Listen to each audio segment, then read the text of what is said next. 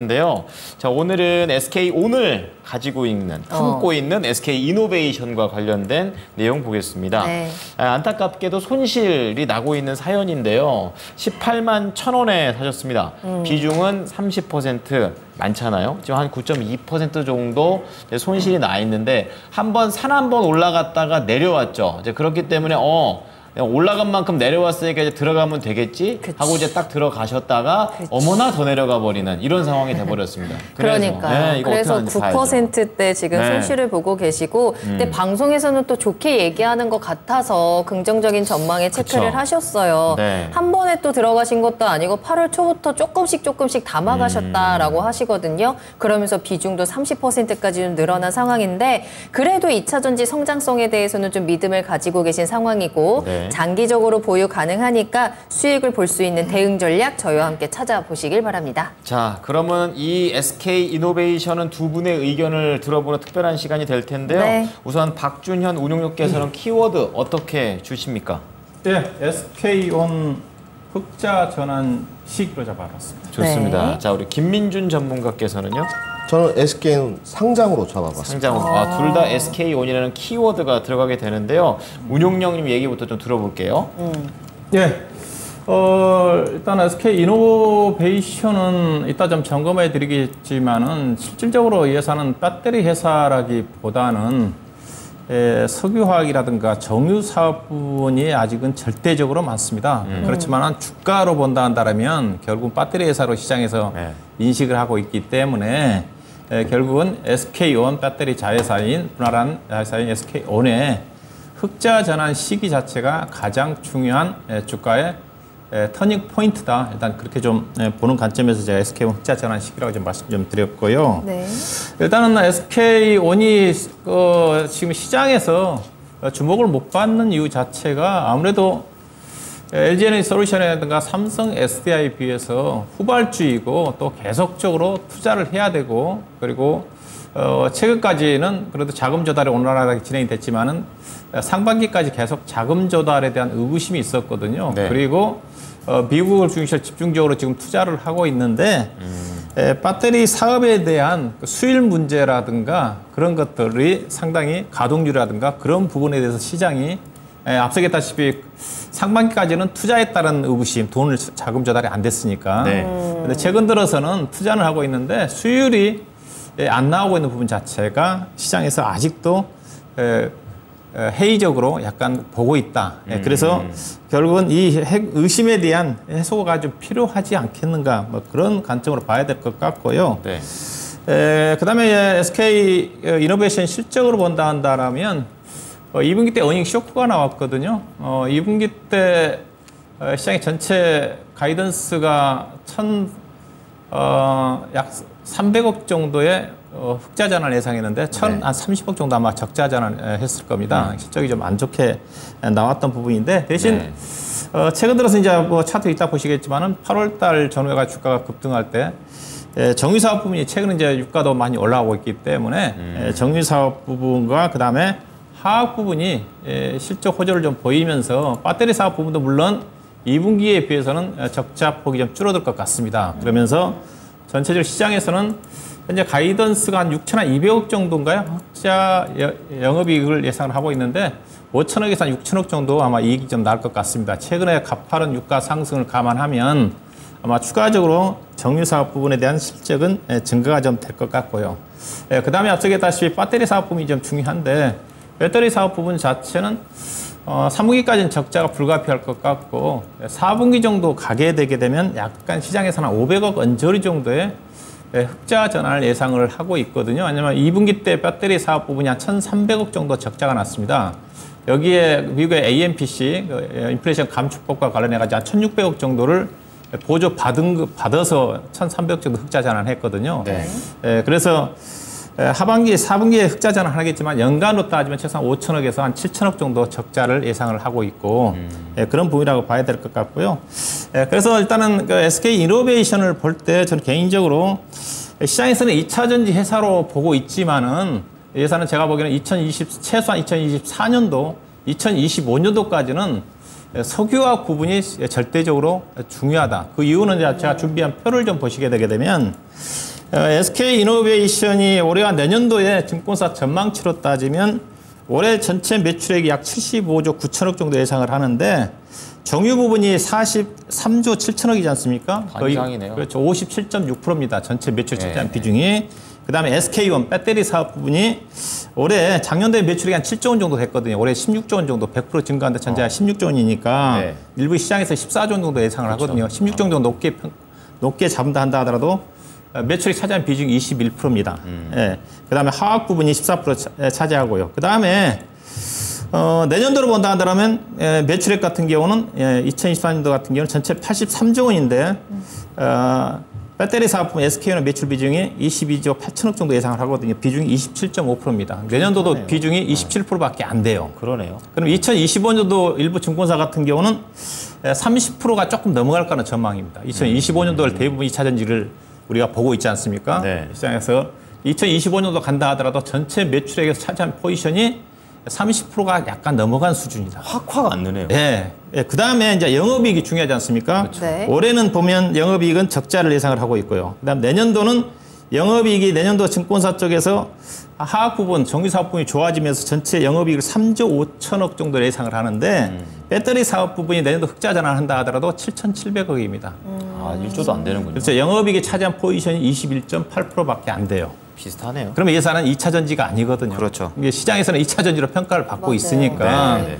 그래서 제가 결국 시장에서 생각하고 있는 자체가 이 종목 2차 전지로 보고 있으니까 2차 전지로 평가를 받기 위해서는 매출액 포지션이 최소한 40, 50% 정도까지 올라와야 될 것 같고 영업이익도 반 이상 전체 석유화학, 정유라든가 석유화학 포함해서 반 이상 정도는 올라와야 되는데 현재 추정으로 봐서 2025년도도 제가 보기에는 달성하기 좀 어려워 보여요. 그러니까 뭐 시장하고 SK 이노베이션 자체하고 약간 성격이 다르게 좀 파악이 되고 있는 거예요. 예, 그렇죠. 그래서 개인적으로 시장에서 2차 전지로 평가를 받고 있는 2차 전지로 회사로 가치를 평가를 받기 위해서는 더 정말 올려야 시간이 된다. 필요하다. 왜냐하면 2차 전지 실적이 안정적으로 난다 한다 하더라도 정유 화학 부분 자체가 상당히 실적 변동성이 크지 않습니까? 그렇죠. 예, 그래서 제가 평가를 못 받거든요. 예, 그래서 상당히 좀 시간이 좀 필요하지 않겠는가? 예, 그렇게 좀 봐야 될 것 같습니다. 네.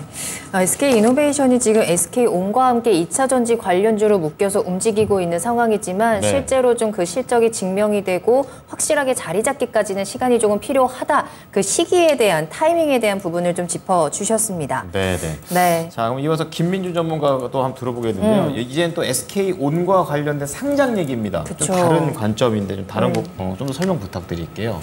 뭐 저는 그 배터리 3사셀을 실질적으로 이렇게 매매를 해본 건 SK 이노베이션밖에 없거든요.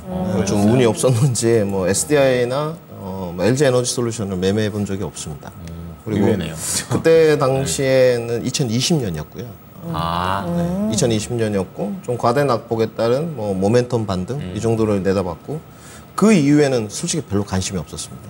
왜냐하면 SK 이노베이션 자체가 우선 뭐 LG 에너지 솔루션이라든지 뭐 삼성 SDI라든지 점유율 부분이나 네. 기술력 부분이나 이런 부분들이 모두 좀 어정쩡하지 않나. 그리고 저도 마찬가지로 정유회사 식체가 좀 강했고요. 근데 지금은 이제 SK온 상장 이야기가 좀 무럭무럭 이렇게 좀 새어 나오고 있고 네. 내년에 지금 상장한다는 의견이 좀 지배적이거든요. 현재로.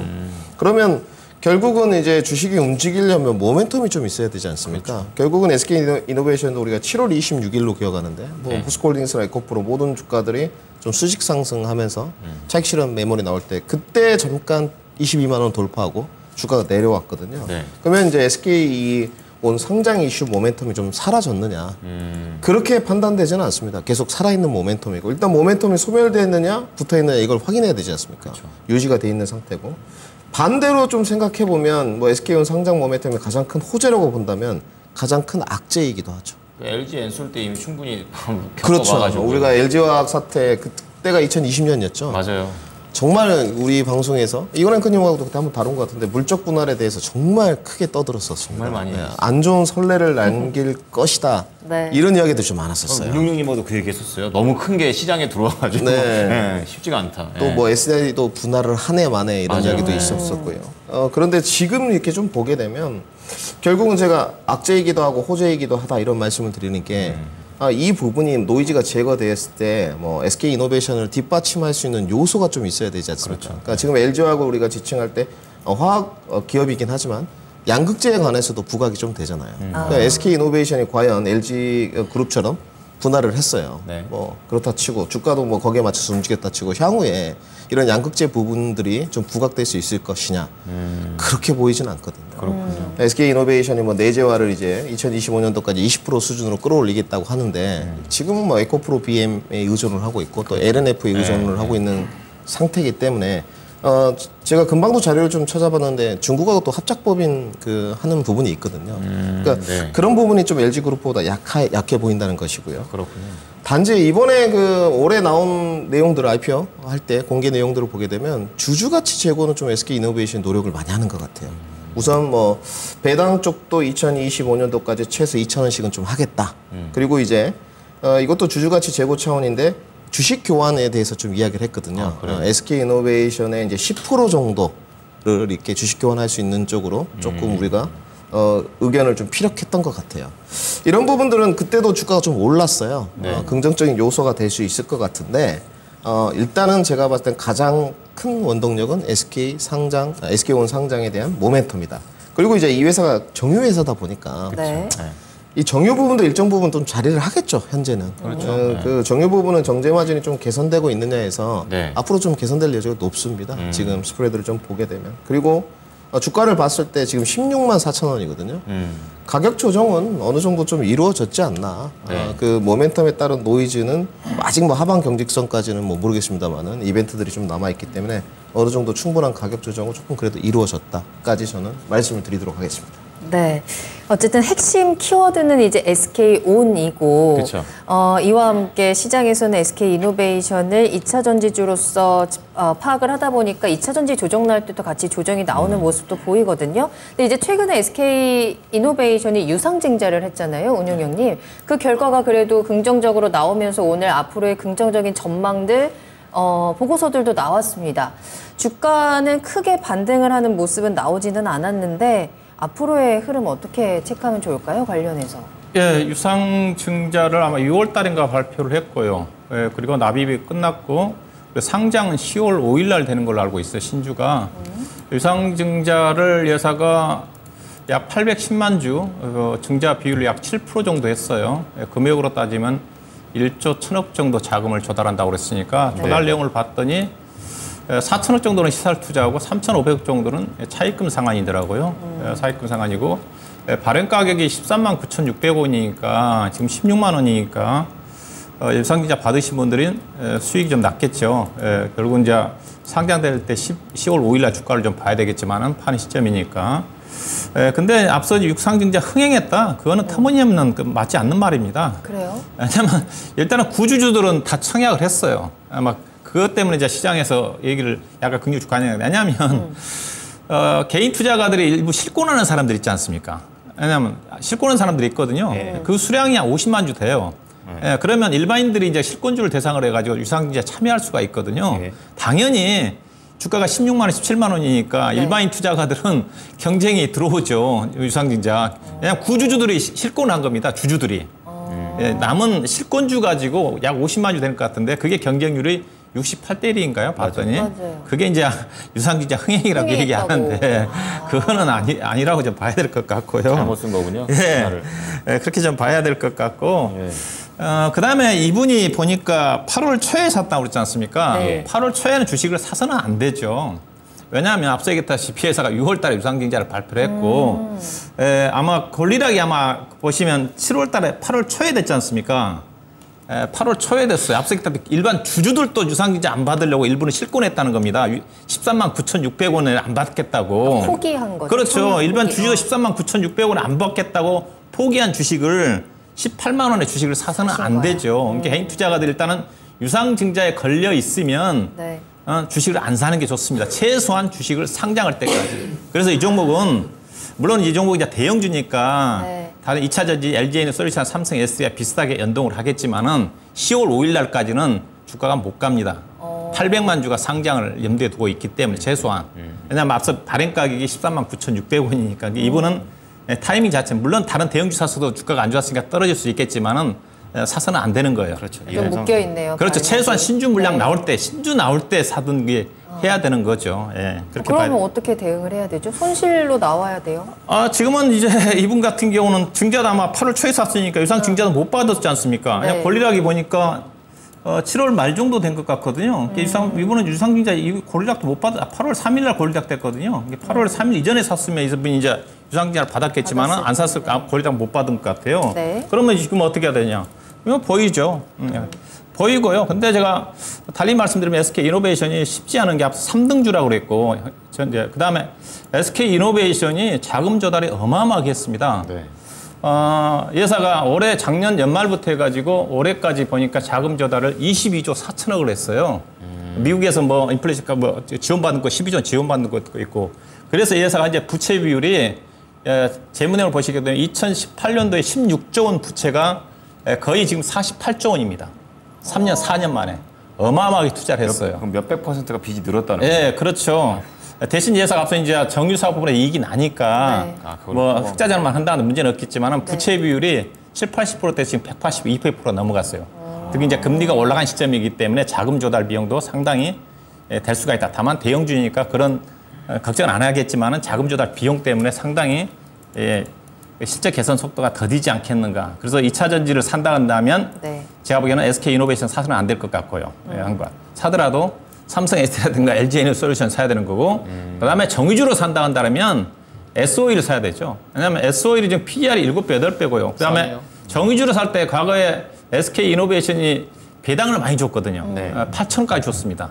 배당 수익률이 4%, 5%였는데 2차 전지 은행이 사업에 참여하면서 돈이 없어서 그런지 몰라도 예사가 보면 2019년도 이후에 배당을 안 줍니다.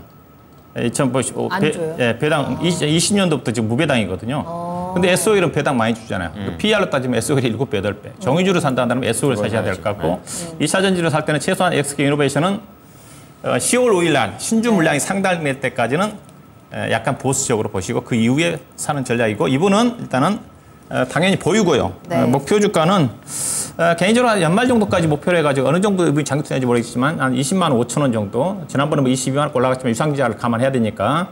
그래서 그냥 손절없고 목표 주가만 20만 5천 원. 일단은 연말 정도까지 목표로 해서 접근하시면 될 것 같습니다. 이 유상증자 이슈를 조금 더 꼼꼼하게 알고 들어가셨으면 더 좋았을 것 같다라는 그러게요. 생각이 드는데, 그래도 수익으로 나올 수 있는 그 전략으로 함께 체크해 드렸네요. 네. 김민준 전문가께 궁금했던 건 아까 네. 유가 관련해가지고 스프레드가 좀 보고 오셨다. 그래서 유가 상승 분과 관련된 유가 상승하면은 이 본업 입장에서는 좋은 거잖아요. 언제쯤 이제 좀 반영이 될까요? 글쎄요, 이제 뭐 3, 400급부터 실질적으로는 흑자가 좀 예상돼 있는 부분이거든요. 근데 지금 2차 전지 부분에서 아까 앞서서 박 총장님 말씀하셨지만 적자예요. 네. 보조금 받았는데도. 그럼 흑자가 어디서 나는 거겠습니까? 다 본업에서. 그렇죠. 정유에서 난다고 보시면 됩니다. 단지 뭐 유가도 지금 뭐 WTI 서부산 텍사스 크루드오일 기준으로 제가 봤을 때는 뭐 93불 좀 넘어가면 떨어질 공산이 좀 크고, 네. 뭐 이 시간에 인플레이션 이야기는 할 필요 없는 것 같고요. 저는 아까도 말씀드렸죠. 그 SK이노베이션의 키워드는 SK온 상장이라 그랬지 않습니까? 네. 이거 말고는 아직 강력한 트리거들이 별로 없어요. 그럼 주가가 어찌됐건 상장 모멘텀 이슈가 불었을 때 네. 실질적으로 많이 좀 올라갔지 않습니까? 뭐 필옵틱스, 필에너지 등등 이런 퍼포먼스가 나와줬기 때문에 SK이노베이션도 소외된다고 보여지진 않는데, 저는 전반적인 2차 전지 그 소재 섹터에 관한 또 셀 업체에 관한 과연 조정이 마무리가 되었느냐, 이 부분에 관해서는 조금 물음표가 달려 있거든요.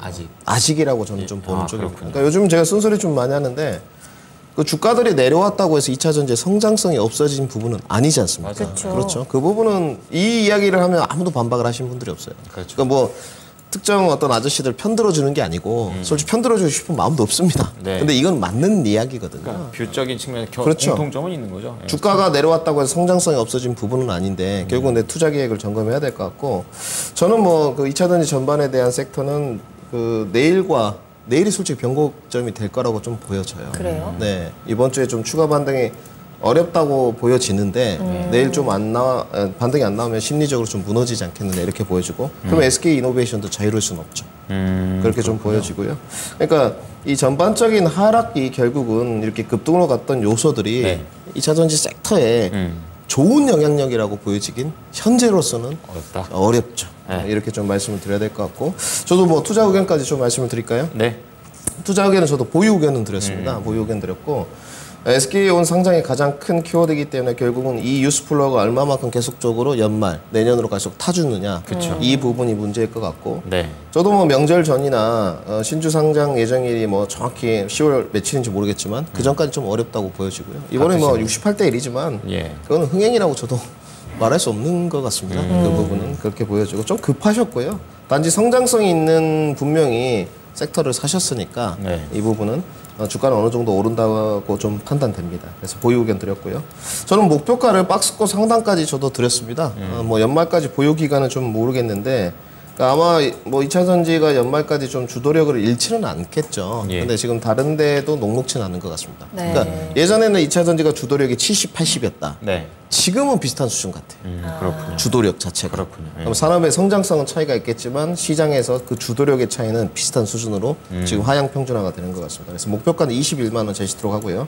저는 단기로 좀 그 뭐 장기 투자가 가능하셔다고 했는데 뭐 그 손절가를 제시 안 하려고 하다가 손절가를 제시했습니다. 왜냐하면 아까도 말씀드렸던 2차전지 전반에 관한 하락 폭이 깊어진다면 주가는 더 내려가실 수 있거든요. 그래서 알고 있어야 된다. 네, 손절가는. 이건 참고로 좀 하시고 그래서 손절가는 14만 7천 원 제시도록 하겠습니다. 네, 사셨던 타이밍이 아쉽습니다. 네. SK 이노베이션과 관련해서 두 분의 의견 정리해 드리겠습니다. 박준현 운용료께서는 이제 SK온 흑자 전환의 시기 이렇게 말씀을 해주시면서 목표가를 20만 5천 원 손절가 제시 안 하셨고요.